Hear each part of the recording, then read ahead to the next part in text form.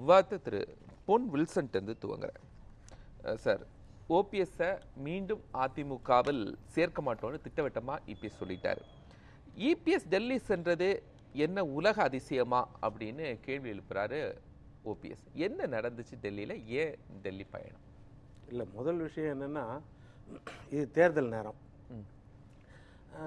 கூட்டணி சம்பந்தமாக பேசுவாங்க இயற்கையாக, இல்லை தொகுதி ஒதுக்கீடு சம்பந்தமாக பேசுவாங்க, எந்த கட்சி எங்கே சேரும் அப்படின்னு பேசுவாங்க. முரண்பட்ட கட்சிகளாக இருந்தாலும் சரி, கடந்த காலத்தில் விரோத மனப்பான்மையோடு இருந்த கட்சிகளாக இருந்தாலும் சரி, தனி நபர்களை பற்றி பெரிய அளவில் இந்த நேரத்தில் ஒரு பேசு பொருளாக இருக்காது. அது எந்த பக்கம்னாலும் சரி இருக்காது. எந்த கட்சியாக இருந்தாலும் எந்த கூட்டில் இருந்தாலும் கட்சிகளை பற்றி தான் பேசுவாங்க. அப்போது ஒரு தனி நபர்னு சொல்லிட்டு, அதாவது அவர் இயக்கம் கண்டிருந்தால் அது வேறு விஷயம், இயக்கம் வச்சுருந்தா வேறு விஷயம். அவர் பின்னாடி செல்வாக்கு இருக்குதா இல்லையா அதை பற்றி நான் பேச வரல. நபர்கள் போது திட்டவட்டமாக சொல்லிட்டார் போது அந்த சந்தேகத்துக்குரிய எத்தனை முறை இருக்கும் சூழ்நிலை, அது சந்தேகத்துக்குரிய சூழ்நிலையாக இருக்குன்றது கேள்வி கேட்குற நிருபர்கள் உருவாக்குறதா, இல்லைன்னா அந்த மாதிரி சூழ்நிலைகள் உருவாகி இருந்துச்சா? கிடையாது. அதனால் அந்த மாதிரி இக்கட்டான கேள்விகள் கேட்கும்போது அவர் சொல்கிறாரு, அதை பற்றி பேசாதீங்க அப்படின்றது, மற்றபடி கூட்டணிகளை பற்றி சொல்லுங்கள் அப்படின்றது தான்.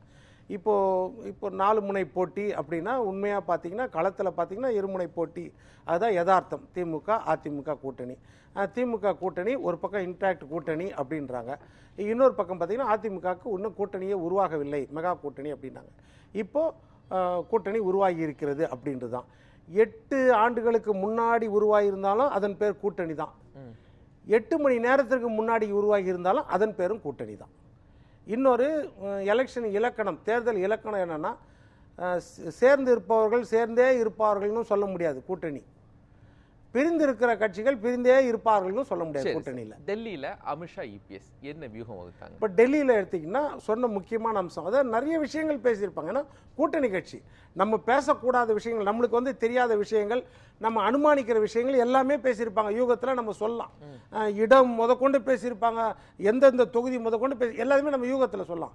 ஆனால் யதார்த்தமாக சொன்ன விஷயங்கள் ரெண்டு விஷயங்கள் என்னன்னா, 4 லட்சம் கோடிக்கு திராவிட முன்னேற்ற கழக அரசாங்கம் எல்லா துறையிலும் ஊழல் செய்திருக்கிறது, ஊழலில் புறையோடி போயிருக்கிறது. ஒரு பக்கம் எல்லா துறையும் போராட்ட களமாக மக்கள் வீதிகளிலே, அந்த துறையை சேர்ந்தவர்கள் வீதிகளிலே போராடி கொண்டிருக்கிறார்கள்.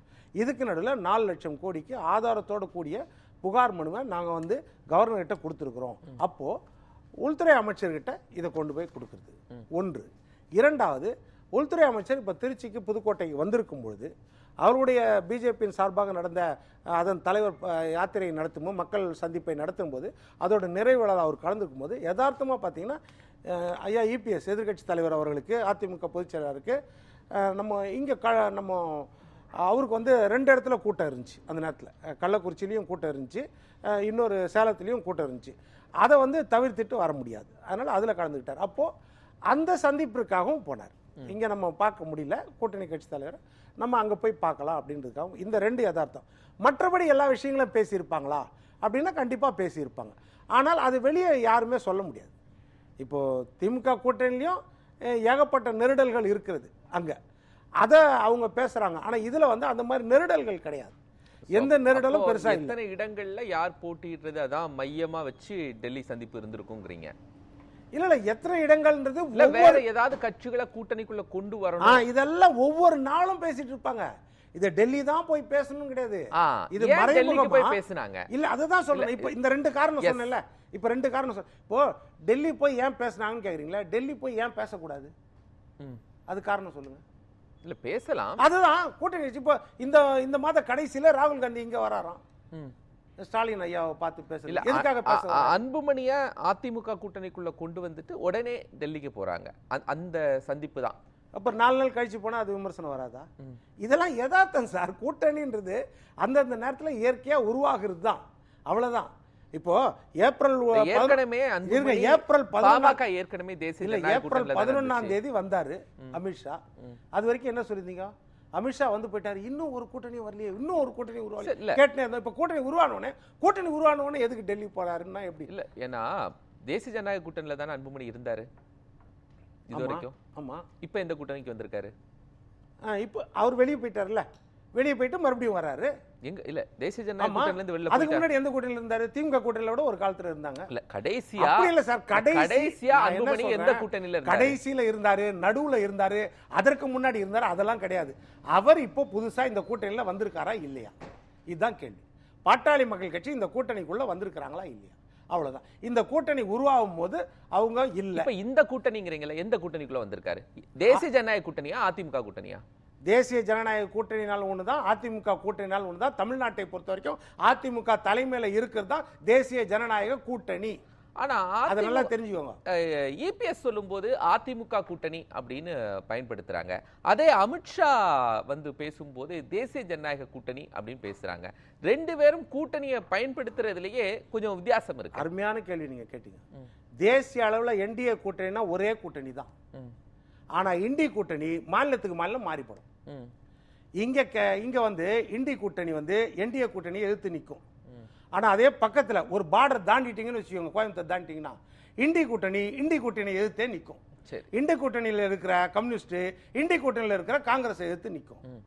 அதனால அவங்களால இண்டி கூட்டணி சொல்ல முடியாது தேசிய கட்சி. சரி. ஆனா என்டிஏ வந்து சொல்லும் என்டிஏ கூட்டணி தான். எல்லா இடத்துலயும் அவங்க அந்த வார்த்தையை தான் பயன்படுத்துவாங்க. இன்னும் எங்கேயாவது ஒரு இடத்துல இபிஎஸ் தேசிய ஜனநாயக கூட்டணி ஆட்சியை பிடிக்கும் அப்படின்னு சொல்றாரா?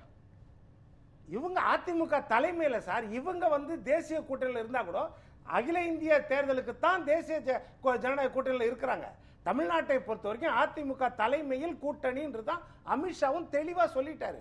அவர்கள் வாயில வர வார்த்தை இயற்கையாகவே வந்து என்டிஏ கூட்டணி தான் எல்லா மாநிலத்திலையும் வரும். அதை நம்ம வந்து அழுத்தம் கொடுத்து நீங்க இப்படிதான் சொல்லணும்னு சொல்ல முடியாது. அதே மாதிரி அவங்க வந்து என்டிஏ கூட்டணி தான் ஆட்சி அமைக்கும் நீங்க சொல்லுங்கன்னு சொல்ல முடியாது. அதை சொன்னாலும் சொல்லலாம், அந்த உரிமை இருக்குது. ஆனா இயற்கையா வாயில எது வரும்? அதிமுக தலைமையில் இருக்கிற கூட்டணிக்கு அதிமுக தான் வரும். அதுதான் முக்கியம். தமிழ்நாட்டை பொறுத்த வரைக்கும் இது வந்து இலக்கிய இலக்கண வார்த்தைகள், எதுகை மோனை வார்த்தைகள், இந்த மாதிரி வார்த்தைகள்ல வந்து பெரிய குறை கண்டுபிடிக்க முடியாது. ஏனென்றால் கூட்டணியில குறை கண்டுபிடிக்க முடியாது. அப்போ வார்த்தைகள்ல தான் கண்டுபிடிக்கணும். ஆனா அதே திமுக கூட்டணியில குறை கண்டுபிடிக்கலாம். ராகுல் காந்திக்கு வலதுகரமாக இருக்கிற பிரவீன் சக்கரவர்த்தி தாவேகா தலைவரை போய் பார்ப்பாரு. இன்னைக்கு சொல்லுவாரு, ஏன் ஆட்சி அதிகாரத்தில் எங்களுக்கு பங்கு கொடுக்கணும்னு சொல்லுவாரு. அப்படி இருக்கிறது இயற்கைன்னு. தாவேகாவுக்கு செல்வாக்கு மிகவும் பெருகி இருக்கிறதுன்னு அந்த கூட்டணியில இருந்தே. ஆனால் இன்னொரு பக்கம் பார்த்தீங்கன்னா மூத்த தலைவர் மாணிக்கம் தாக்கூர் நாடாளுமன்ற உறுப்பினர் அவர் சொல்லுவாரு, ஆட்சி அதிகாரத்தில் எங்களுக்கு பங்கு கொடுக்கணும்னு கேட்பாரு. நிதியமைச்சராக இருந்த சிதம்பரம் அவர்களது மகன் கார்த்திக் சிதம்பரம் நாடாளுமன்ற உறுப்பினர் அவர் சொல்வாரு, மத்தியில மட்டும் நீங்க ஆட்சியில பங்கு வைப்பீங்க, இங்க கொடுக்க மாட்டீங்களா, எங்களுக்கு வேணும்னு. அதே நேரத்தில் சட்டமன்ற தலைவர் காங்கிரசின் தலைவர் ராஜேஷ்குமார் அவர் சொல்வார், ஆட்சியில அதிகாரத்தில் எங்களுக்கு பங்கு வேணும். இல்ல அதிமுக அப்படி சொல்லலையா, ஆட்சி அதிகாரத்தில் பகிர்வுன்னு சொல்லிட்டாங்களா? இப்ப இவ்வளவு குழப்பம் இருக்குதுல்ல, நான் என்ன சொல்றேன், அதிமுக நல்லா தெரிஞ்சுக்கோங்க. இல்ல நீங்க காங்கிரஸ் அதிமுக கூட ஒப்பிடுறீங்களா? இல்ல ஆட்சி அதிகாரத்தில் பகிர்வு அப்படிங்கிறதுல தேசிய ஜனநாயக கூட்டணி. நான் என்ன கேக்குறேன், நீங்க பதில் சொல்லுங்க. ஸ்டாலின் கூட எடப்பாடியை ஒப்பிடுவீங்களா? பிரவீன் சக்கரவர்த்தி கூட எடப்பாடியை ஒப்பிடுவீங்களா? நான் சொல்றதெல்லாம் இப்ப காங்கிரஸ் உதாரணங்கள். ஸ்டாலின் உதாரணம் சொல்ல. ஸ்டாலின் என்ன சொல்றாரு, தனித்து தான் ஆட்சியில இங்க தேசிய ஜனநாயக கூட்டணி ஆட்சின்னு தானே சொல்றாங்க. நான் சொல்றது கேளுங்க. திமுக தனித்த ஆட்சின்னு சொல்லுதா, அதிமுக தனித்த ஆட்சின்னு சொல்லுதா? சரி, பாஜக நான் சொல்லி ஒரு 2 நிமிஷம் எனக்கு டைம் கொடுங்க. அதிமுக தனித்த ஆட்சி சொல்றதுக்கு ஒரு லாஜிக்கலா ரீசன் இருக்குதா இல்லையா, காரணம் இருக்குதா இல்லையா சொல்லிட்டா. 7 முறை 1977 இருந்து ஆட்சி கட்டில உட்காந்துருக்காங்க. குறைஞ்சது 130 தொகுதிக்கு மேல குறைஞ்சு அவங்க வெற்றி பெற்றது கிடையாது. எல்லாமே 130க்கு மேல தான் வெற்றி பெற்றது. ரைட்டா? அறுதி பெரும்பான்மையோட ஆட்சி அமைச்சிருக்காங்க. ரெண்டாவது, நின்ற தொகுதிகளே 150க்கு கீழே அதிமுக எந்த கூட்டணியிலும் நின்றது கிடையாது. ஆனால் திமுக 3 முறை மைனாரிட்டி இடங்கள்லயே நின்றுருக்குது. 1980ல 112 இடத்துல இருந்தாங்க. 118 தான் மெஜாரிட்டி. 112ல தான் நின்றாங்க. காங்கிரஸ் 117 இருந்துச்சு. ரைட்டா? கூட்டணி ஆட்சிக்கு அங்க வாய்ப்பு இருக்குதா? ரெண்டாவது, இப்போ சமீபத்தில் 2006ல இது சொல்லி முடிச்சிடறேன், 129 இடத்துல தான் நின்றாங்க. 118 இடம் ஜெயிக்கணும். 129ல இருந்தாங்க 2006ல. சரி, 2006ல இருந்து 2011 வரைக்கும் திமுக ஆட்சி தான். சிம்மாசனத்தில் உட்காந்துறாங்க, ஆட்சி நல்லா பண்ணன்றாங்க. 2011ல எதுக்கு 119 இடத்துல இருந்தாங்க? 119 இடத்துல இருந்தாங்க. அப்ப நின்ற இடங்களும் என்னால சொல்ல முடியும். அடுத்தது வெற்றி பெற்ற 150 இடங்கள்ல போட்டியிட்ட அதிமுக இப்ப பாஜக சொல்லக்கூடிய ஆட்சியில் பகிர்வு இல்ல கூட்டணி ஆட்சி அப்படிங்கற ஒத்துக்கொண்டதா ஒத்துக்கொள்ளவில்லையா சார்? அடுத்ததுக்கு வர சார், அத இத சொல்லி முடிச்சிடுறேன். 96 இடங்கள்ல மட்டும் வெற்றி பெற்று மைனாரிட்டி அரசாங்கம் திமுக நடத்திருதா இல்லையா? அதிமுக என்னைக்கு நடத்திருக்குதா? அப்ப நீங்க இப்ப ரெண்டு அப்ப நீங்க என்ன சொல்ல வரீங்க பொன்வில்சன்னா, நான் என்ன சொல்றேன்னா இபிஎஸ் பாஜக சொல்லக்கூடிய அந்த கூட்டணி ஆட்சிக்குள்ள வரல. அதிமுக ரெண்டுக்கும் உரிமை இருக்குது. மாநிலத்துல சுயாட்சி, மத்தியில கூட்டாட்சின்ற தத்துவம் ரெண்டு திராவிட கட்சிகளுக்கும் உரிமை இருக்குது. ஆனால் திமுக சைடுல வெயிட் இல்ல. ஏன்னா கடந்த காலங்களில் அதை அனுபவிச்சிருக்காங்க. அதிமுக சைடுல அந்த அவசியம் இல்லை. கடந்த காலங்களில் அதை அனுபவிச்சு கிடையாதுன்னு சொல்ல வரேன். அடுத்தது இப்ப நீங்க சொல்றதுக்கு வரேன். திமுக சைடுல பிஜேபி பெரிய, நம்ம காங்கிரஸ் பெரிய கட்சி. காங்கிரஸ்ல இந்த மாதிரி ராகுல் காந்தி கிட்ட இருக்கிற தலைவர்கள் வலது இடது அவங்க எல்லாம் இவ்வளவு கருத்து சொல்லும் பொழுதும் கூட்டணியை விட்டு நாங்க பிரிவான்னு சொல்லவே இல்லை. ராகுல் காந்தி ஒரு வார்த்தை சொல்றாரா? ஸ்டாலின் சொல்றாரு. ராகுல் காந்தி இன்னைக்கு வரைக்கும் ஏங்க மௌனமா இருக்காரு? இந்த பக்கம் எடுத்துக்கோங்க, அமித்ஷா அவர்கள் அந்த கட்சி தலைவர் அவருடைய எண்ணத்தை வெளிப்படுத்துறாரு. கூட்டணி ஆட்சி, நீங்க கமா போட்டாலும் சரி, கூட்டணி ஆட்சின்னு சொன்னாலும் சரி, கூட்டணி ஆட்சி எப்படி வேணா எடுத்துக்கோங்க. அவங்க ஆசையை சொல்றாங்க, ஆட்சியில பங்கு வைக்கணும்ன்ற அவங்க அவசியத்தை சொல்றாங்க. எடப்பாடி என்ன சொல்றாரு? தனித்து தான் ஆட்சி, மெஜாரிட்டி ஆட்சி. ரைட்டா? ரெண்டு உச்சபட்ச தலைவர்களும் இங்க சொல்றாங்களா? அதை பேசிக்குவாங்க, கருத்து வேறுபாடு இருந்தா பேசிக்குவாங்க, அது கலந்து ஆலோசிக்குவாங்க, எந்த முடிவுனா எடுத்துக்குவாங்க. அது முரண்பாடு கிடையாது, ஆசையை வெளிப்பாடு. அந்த பக்கத்துல ஏன் சார் உச்சபட்ச தலைவர் ஏன் மௌனம் காக்குறாரு? இன்னைக்கு வரைக்கும் ராகுல் காந்தி ஏன் மௌனம் காக்குறாரு? கடைகோடி தொண்டர்களுக்கு எவ்வளவு குழப்பத்தில் இருக்கிறாங்க. நம்ம இந்த பக்கம் தான் இருப்போமா, தாவேக்காக்கு போயிருவோமா, ஆட்சி அதிகாரத்தில் பங்கு கிடைக்குமா? ஏன்னா ஆண்ட கட்சி தமிழ்நாட்டை. அப்போ குழப்பம் எங்க இருக்குதுன்னு நல்லா தெரியுதா? அப்போ காங்கிரஸை பொறுத்த வரைக்கும் ராகுல் காந்தி குழப்பத்தை ஏற்படுத்தல. ஆனா அமித்ஷா ஒரு தெளிவா இருக்காரு, கூட்டணி ஆட்சி அப்படின்னு. ராகுல் காந்தி கூட்டணி ஆட்சின்னு சொல்லவே இல்லை. ஆனா அதிமுக இது திமுக தனித்து தான் ஆட்சின்னு சொல்லிட்டாரா? ஆனா சொல்லல. ஆனா அமித்ஷா திரும்ப திரும்ப கூட்டணி ஆட்சி நீங்க பதிவு செஞ்சுக்கிட்டே இருக்கிறாரு. அது அதிமுகவுக்கு நெருக்கடியா இல்லையாங்கிறது இருக்குல்ல. சொல்றேன், அதிமுக சொல்றது அவங்களுக்கு நெருக்கடி. காங்கிரஸ் கட்சிக்காரங்க சொல்றது ஒரே நிமிஷம், காங்கிரஸ் கட்சியில இருக்கக்கூடிய மூத்த தலைவர்கள் சொல்றாங்க, அது அவர்களுடைய விருப்பம். ஆனா முடிவெடுக்கிற இடத்துல இருக்கக்கூடிய ராகுல் காந்தியோ மல்லிகார்ஜுன கார்கே ஓபன் பண்றாங்க. ஆனா நீங்க அமித்ஷா என்ன சொல்றாரு? ராகுல் காந்தி சொல்லிதானே அவங்க சொல்றாங்க. ராகுல் காந்தி ஏதாவது மேடையில அவர் சொல்லிட்டாரா சார்? தெரியாதா? ராகுல் காந்தி ஏதாவது மேடையில சொல்லிட்டாரான்னு கேக்குறேன். அமித்ஷா ஏர்ல மேடையில எல்லாம் சொல்றாரு சார், கொடுக்கிற பேட்டியில எல்லாம் சொல்றாரு. என்ன கேக்குறேன், அதை தான் ஏன் சொல்லல? தாவேக்கா கூட நாங்க போல, இங்க தான் எங்களுக்கு கூட்டணி, ஏன் சொல்லல இன்னைக்கு வரைக்கும் ராகுல் காந்தி? சார் முடிவு எடுத்துட்டு தானே சார் சொல்லுவாங்க. இது என்ன சார் முடிவு எடுத்து சொல்ல? எப்போ முடிவு எடுக்கிறது? சரி, இவ்வளவு குழப்பம். இன்னைக்கு நீங்க இப்ப கோபாலன் நாங்களும் உட்கார்ந்து விவாதம் பண்றோம்னா, மக்களுக்கு நம்ம தெரிவிக்கிறோம்னா, இந்த குழப்பத்தை தெரிவித்திருக்கோம்னா, இதுக்கு பதில் அங்கிருந்து வரணுமா இல்லையா? ஆனா இங்க பாருங்க, அவர்கள் விருப்பத்தை உரிமையை சொல்றாங்க, அதை பேசிக்குவாங்க, அவ்வளவுதான். நான் தான் சொன்னேன், அதை பேசிக்குவாங்க. ஆனா அதுக்காக இன்னொரு ஆப்ஷன் எங்களுக்கு இருக்குதுன்ற அடையாளத்தை காமிச்சிருக்காங்களா?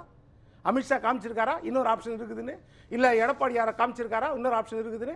ஆனால் அந்த அதான் சொன்னேன், அதான் ஒன்றாக இருப்பவர்களாம் ஒன்றாக இருப்பார்கள் சொல்ல முடியாது, பிரிந்து இருப்பவர்களாம் பிரிந்தே இருப்பார்கள் சொல்ல முடியாது. அதுதான் வந்து தேர்தலுடைய இலக்கணமே. அதுதான் இன்றைக்கு மெகா கூட்டணி மெகா கூட்டணி எவ்வளவு அதிமுக பக்கம் உருவானாலும் அதை மெகா கூட்டணி ஒற்றுக்க மனசு வராது. வலுவான கூட்டணி என 40% பேரும், தீவிர பிரச்சாரம் என 8% பேரும், அதிருப்தியாளர்கள் ஒருங்கிணைப்பு என 52% பேரும் அதிகபட்சமாக வாக்களித்திருக்கிறாங்க.